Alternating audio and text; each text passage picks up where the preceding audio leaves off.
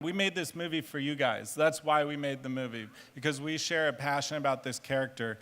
As we all know, he's a much darker character, and I think that's what distinguishes this movie. Unlike other Marvel films, this is a much grittier, grounded, complicated character.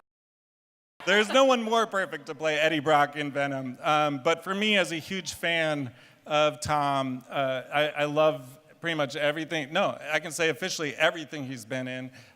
So when I heard he was excited about playing Eddie Brock in Venom, it was like a dream come true. There's just, for me, no one more exciting to watch on screen. He just brings so much complexity and depth to every character he inhabits. There's a danger and a complexity. And with what's unique to this character is just that duality between Eddie and Venom, and watching what he does with everything he inhabits, he just elevates it to the next level. So it was a dream come true to find out that he was interested, and it's been an absolute pleasure working together on this film. Venom is by far, like, for me, the I don't want to upset anyone, but I think he's the coolest Marvel superhero that there is. I just like the way he looks, first and foremost. Then also there's my son, and he's a massive Venom fan, and he was a very strong influence on me as to why I ought to play Venom specifically. I read the script, I fell in love with the character, and it's a double act, so there were two characters that I'm playing, and I'm a bit of a geek about acting, so I wanted to play, I did a film called Legend, where I played two brothers. Oh, thanks. And I thought I could do a similar technique, but this time I get to play with a huge, visual effects monster. I got to give a lot of props to the sound boys, Coffee and Patrick, who actually, I would record Venom up first before I did a scene with Venom, or other actors who had to work in the scene with Eddie Brock and Venom together, but they couldn't hear necessarily Venom, but I could. And the sound boys would listen to my cues or the other actors' cues and have to play or interrupt other actors with the right lines at the right time. As a director, it was just so exhilarating to watch him have these conversations with himself all at once. I mean seriously, because he is two different beings are occupying him, living in his head simultaneously, and the way he's able to be interacting with Riz in a scene, but also reacting to Venom, who's talking to him in his head, at the same time just watching at the monitor. It was just, so fun to see the way he was able to create this world. He's an anti-hero, so he'll figure on a goal, and he'll do whatever he has to do to get to that goal, even if that means going around the outside and doing some naughty or bad things to get there. He kind of finds his perfect opposite partner in this huge, great alien beast that arrives and lives rent-free in his body. and no one will believe him that it's there.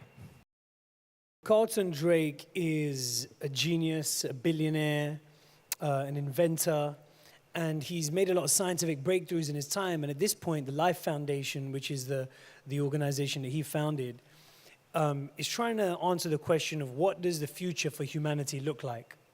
Because planet Earth is almost done. As you saw in the footage, it's like we're on the brink of ecological and environmental collapse.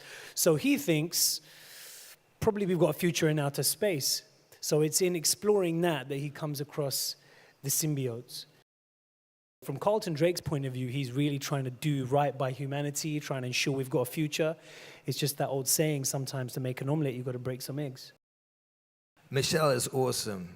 I wish she was here now, actually. She would love this. She's a brilliant actress, and through and through. There's nothing that actor cannot do. She's brilliant, and working with her, she's a consummate pro. She's super patient with me talking to myself all the time, trying to figure things out. She's a problem solver, and she's awesome. She's an awesome actress. So working with her is a delight. She just brings such a warmth and humanity to the character, but she's really strong. I mean, as people remember from the comics, Anne Wang is a really strong character, and I think Michelle did her justice as far as just being, a worthy adversary to Eddie Brock. If Reid's an adversary to Venom, we can say that Anne is a worthy adversary to Eddie. Jenny Slate, who I'm a massive fan of her as a performer and a comedian, she plays the lead scientist at the Life Foundation. So it was interesting because, I mean, I think she's going to be a real discovery for a lot of people in terms of the kind of role she plays. Here, she brings a lot of soul and warmth and humanity to this character, to this scientist. But in between takes, she just had us in stitches. She's so funny. She's just, I mean, I just really want us to be able to leak the footage of behind the scenes of what she was doing between takes. I think we can all agree it would be pretty amazing to see Spider-Man and Venom face off in a film. And I know I can speak for myself when I say that I'd be really excited to go see that film. So I have to think that the studio is thinking the same way and that at some point down the road, they're going to run across each other's paths. Tom Holland recently said that out of all the characters in the Marvel's universe, the one that he would most like to face off with is Venom. So, how do you feel about that? Who, me? You ready to go face to face? What toe to toe with Tom Holland? Yeah. I'll have a go, yeah, you know. Well, you got to have a go, ain't you? Yeah, no, he's an awesome actor, and I'd love to work with him, and I love Spider-Man. So, but you know, who knows? Big round of applause for our panelists. Thank you, everybody from Venom. Thank you guys so much. Thank you. Thank you to all our panelists. Thank you guys for joining us here. Have a wonderful rest of your Comic-Con.